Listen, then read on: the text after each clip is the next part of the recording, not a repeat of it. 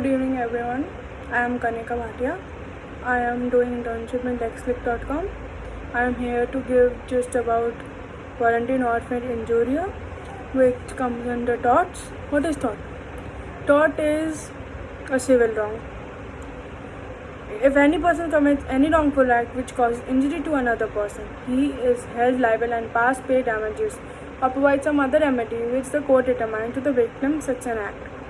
कोई भी काम गलत होता है और जब इंसान लायबल होता है तो उसको डैमेजेस प्रोवाइड करने होते हैं और ये जो रेमेडी है ये आती है टॉर्ट लॉ में, ठीक है. So it comes under tort law, voluntary orphan injuria. So what this specifically means, it is a Latin maxim. There is a duty on every person to act with such reasonable care in order to avoid any harm which may occur due to their failure of taking such risk. कोई भी ऐसी duty मत करो, कोई भी act मत करो जिसका ध्यान ना रखा जाए और गलती हो जाए और फिर ध्यान बाद में फेल हो जाए कि नहीं ध्यान रख पाए. If a person is driving a car, I am giving an example. अगर एक बंदा गाड़ी चला रहा है, he has duty to drive the car safely and within the speed limits that no accident occurs which can also harm any other person. तो उसको ध्यान रखना है कि किसी और इंसान की ना हो जाए एक्सीडेंट वगैरह, तो उसको सेफ रखना है दूसरे इंसान को. This general rule in tort, but there are some exception which are allowed in these cases. These are called defenses of tort. Voluntary orphan injuria comes under tort, which comes under defenses of tort. There are many defenses like mistake of fact, judicial acts cause judicial act, but here voluntary orphan injuria is the Latin maxim come under it. These are come defenses of torts. It also has certain exceptions. So under these offenses, defendant can escape liability and non-fit injury is also one of which offense available for the defendant.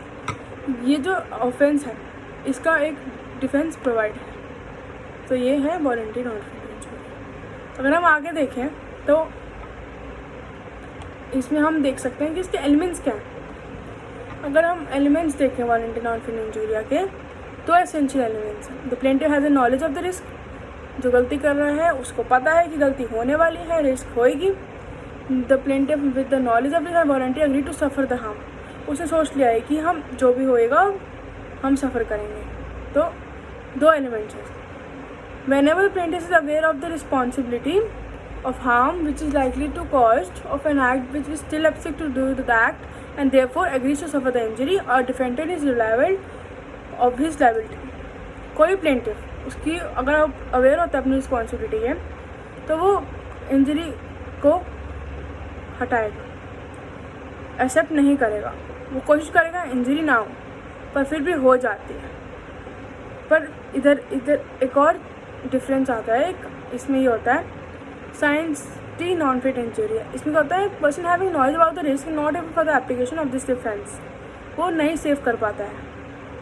Which means the knowledge does mean concern to the risk. Having knowledge is one of the potential fulfilment of the conditions of the application of non fit injuria. ये एक अलग side का exception है. पर हम आगे देखें तो कुछ और एलिमेंट्स है. बर्डन ऑफ प्रूफ कि किस पे बर्डन आएगा. In case where the defendant is taking the defence of non fit injuria, the burden of proof is on him to show that the plaintiff has fully knowledge of the act and he has considered the risk involved and in the act, and the defendant had to show that the plaintiff was also aware of the extent of risk and was involved in successfully taking of this defense. इसमें कि burden of proof किस पे लाए होगा वो देखना चाहते हैं कि नॉलेज होने के बाद भी बर्डन ऑफ प्रूफ वो रख रहा है. Consent of the plaintiff.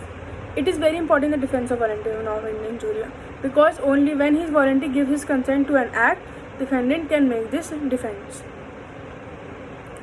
In the some cases, there was a plaintiff. Okay, there was a case in Hall versus Brookland. The plaintiff went to see a car.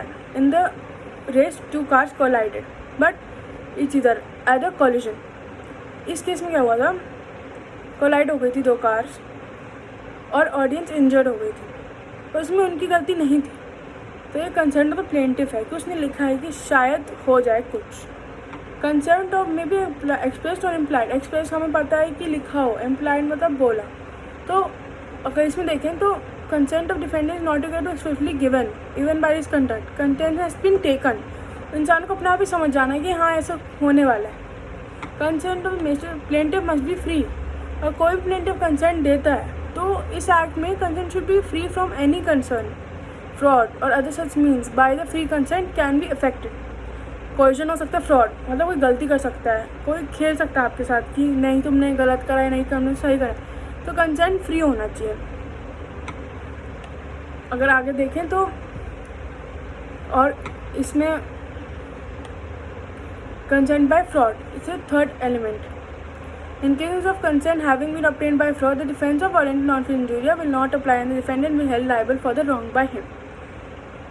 इस case में जो consent है वो गलत किया है, मतलब धोखा दिया है, इस डिफेंस में अप्लाई नहीं होता और ये long liable held liable he will be held liable for it and he will punishable.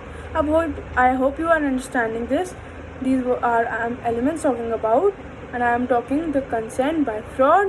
I talked consent by fraud, consent by plaintiff which must be free. Consent may be implied or expressed. Consent of the plaintiff but not proof. And coming more, there are some consent in case intentional infliction of harm. In the cases where harm is caused to a person intentionally, defense of non-fatal injuria will apply if the person has given his consent to such harm.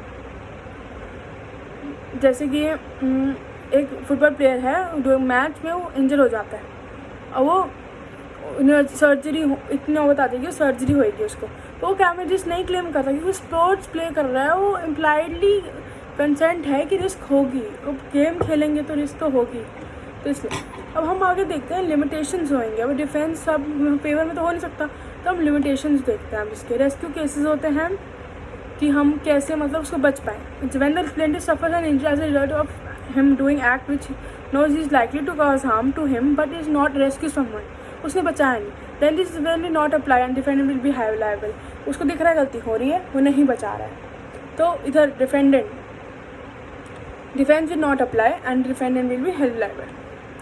आगे illegal acts होते हैं. इसमें क्या होता है, the consent is given by the act is not allowed by the law. अब law के against जा रहे हो, even on fulfilment of the central condition of this defence the liability cannot be escaped and thus in such cases defense becomes inoperative. मतलब illegal act जो बच नहीं पाते तब आपको यूज़ हो सकता है वाला डिफेंस. नेग्लिजेंस ऑफ डिफेंडेंट की गलती है. Defence of is not applicable in a case where defendant has been negligent. जब उस डिफेंडेंट ने खुद ही गलती किया तो ये अप्लाई नहीं होएगा defence. Thus where the no negligence by defendant he can claim defence to escape liability. जहाँ सिर्फ नेग्लिजेंस नहीं होएगा डिफेंडेंट का, वहाँ ही वो इसकी लायबिलिटी क्लेम कर सकता है. और जब वो उसकी गलती ना हो, जब इंसान की खुद ही गलती है तो फिर वो कैसे करेगा डिफेंस क्लेम. वो this was about volenti non fit injuria. This was a defence by टॉट. I hope you understood. Thank you so much. Like, comment and subscribe.